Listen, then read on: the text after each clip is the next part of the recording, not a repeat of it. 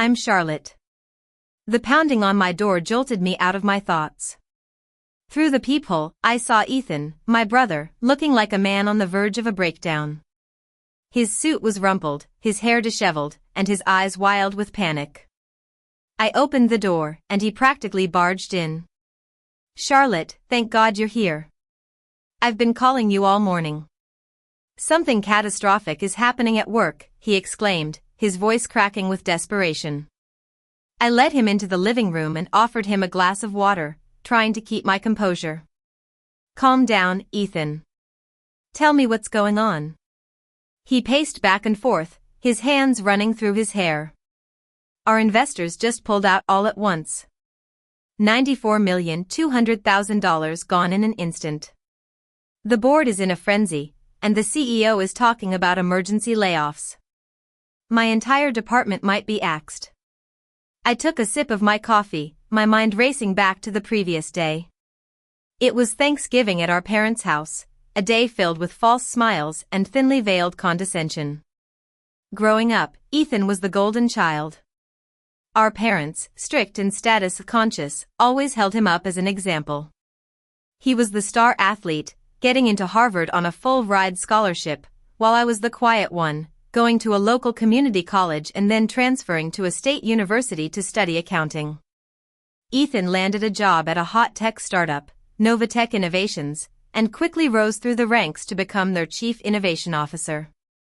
He loved to brag about his company's success at every family gathering, completely oblivious to the fact that I was the one behind a large part of their funding. I remembered driving to our parents' house in my trusty old Toyota Corolla, the same car I'd had for 7 years.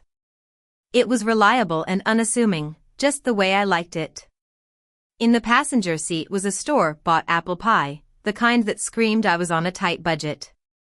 When I arrived, the driveway was filled with luxury cars. Ethan's Mercedes-Benz S-Class was front and center, flanked by cousin Ryan's Porsche and cousin Lily's BMW. I parked on the street and walked in with my pie, ready for the annual charade. "Charlotte's here," my mother announced as I entered. The living room was packed with 25 family members, all dressed in their finest.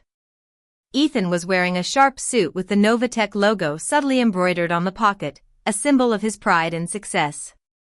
"Store-bought again, Charlotte?" Ethan's wife, Olivia, asked with a feigned look of concern. "We've told you we're happy to help if money's tight." The room turned to look at me, their eyes filled with a mix of pity and superiority. I sat down on the folding chair near the kitchen, used to their judgment. "It's fine. I like to keep things simple," I replied. Before dinner, Ethan launched into his usual speech about gratitude and success. "This year has been amazing for our family. Novatech just closed a Series C funding round and is now valued at over $200 million, he boasted, gesturing grandly. I did the math in my head. With my 47% stake through 3 different shell companies, that meant I had a $94,200,000 investment in the company. Ethan was essentially taking credit for my success. "Real success creates opportunities for the whole family," he said, his eyes landing on me, making it clear who he thought was the failure in the family. During dinner, the conversation was filled with stories of everyone's achievements. Ryan's law firm was expanding, Lily's marketing agency had landed big clients, and cousin Tom had bought a 3rd rental property. "Charlotte, how's the accounting work going? Still at that small firm downtown?" Uncle Henry asked from across the table. "Still there. Steady work, steady pay," I replied, cutting my turkey neatly. Olivia jumped in. "Not everyone can be an entrepreneur like Ethan. Someone has to do the regular jobs." Ethan nodded in agreement. "Exactly. Charlotte's always been practical and risk-averse. There's value in that, but it doesn't lead to the same kind of growth." I smiled and took another bite, thinking about the $340 million I'd invested in 12 different tech startups over the past 3 years and the private equity fund I'd helped establish, which now managed $1.2 billion in assets. The conversation then shifted to holiday plans. Ethan and Olivia were going on a luxury cruise in the Caribbean, Ryan and his family were spending Christmas in the Maldives, and Lily was renting a chalet in the Swiss Alps. What about you, Charlotte? Any travel plans? Lily asked. I'm thinking of staying local, maybe catch up on some reading, I said. Reading's free. Smart choice for the budget-conscious, Ethan said with a laugh, and the table joined in with polite chuckles. After dinner, we gathered in the living room for the gratitude circle. Everyone shared their successes and blessings. When it was Ethan's turn, he stood up with confidence. I'm grateful for the opportunity to build something meaningful at Novatech. We're changing the world with our technology, and we have the support of amazing investors. When my turn came, I stood up slowly. I'm grateful for perspective. I've learned that things aren't always what they seem on the surface, and I'm grateful for the ability to make decisions that align with my values, even if they're not obvious to others. As people were leaving, Ethan cornered me in the kitchen. Charlotte, I hope you don't take what I said the wrong way. I was just trying to be supportive. I worry about you. You're still in the same job, and I know you might be struggling financially. Olivia and I are here to help. I looked at him, his face full of false concern. I appreciate the offer, but I'm actually doing fine. He smiled indulgently. Charlotte, you work at a small accounting firm and drive an old Toyota.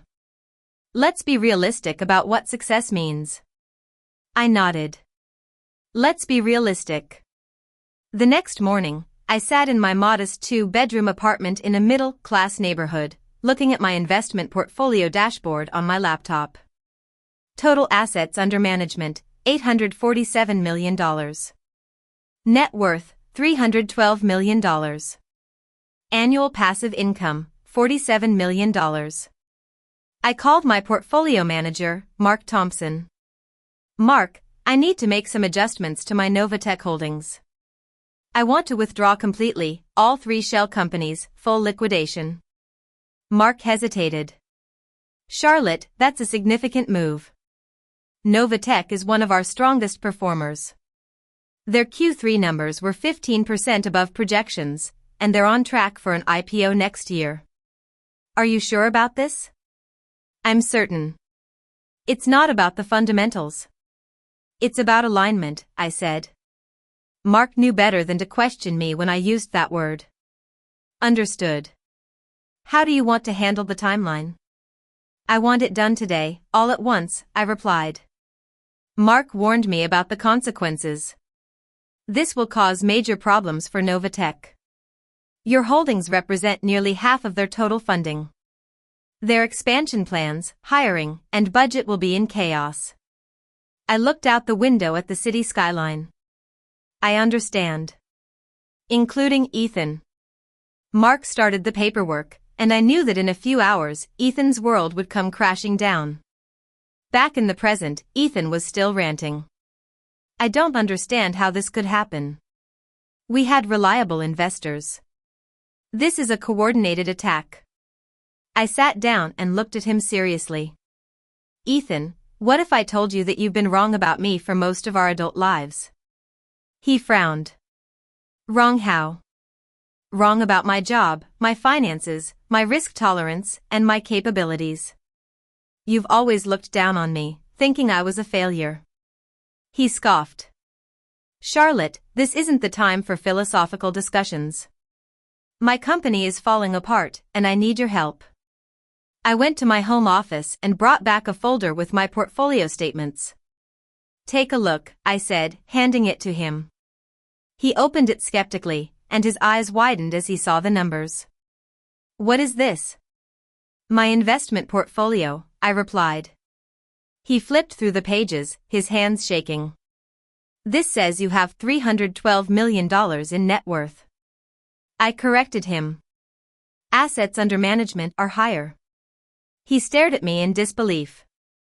How? You work at a small accounting firm and drive an old car. I explained, the accounting firm is a front for my investment management business. I've been doing this for 6 years. He was in shock. But why do you live like this?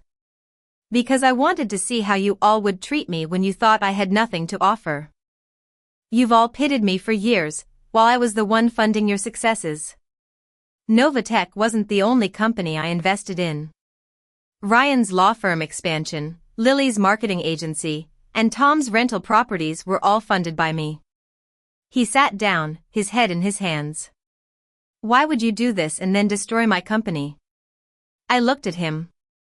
I helped you because you're my family. But you proved that when you thought I was a failure, you treated me with contempt. I withdrew my investment because I don't want to enable this kind of behavior anymore. Ethan pleaded, please, don't punish everyone at Novatech for my mistakes. There are innocent employees who will lose their jobs. I thought about his request. Ethan, how many people at Novatech have spent years looking down on others based on their financial situation? How many would change their behavior if they knew the truth? He was silent.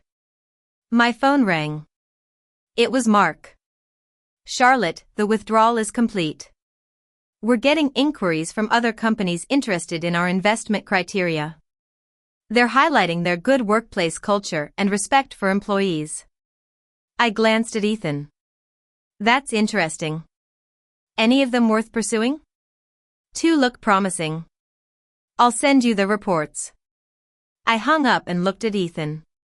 Your company's collapse is creating opportunities for businesses that value character over profits. Ethan gathered his things. I need to go and figure out how to explain this to Olivia and my team. At the door, he paused. Charlotte, I think you're wrong about this. You're punishing a lot of innocent people. But I also think I probably deserved it. I nodded. You definitely did. After he left, I called Mark back. I want to set up a scholarship fund. Start with $50 million. Target working-class students in business or finance, especially those who've been underestimated. Name it the Quiet Success Scholarship. Mark agreed, and I sat back, sipping my coffee. Tomorrow, Ethan would face a new reality, and Novatech would either find a way to survive or fail. But tonight, I would enjoy the quiet satisfaction of finally aligning my money with my values.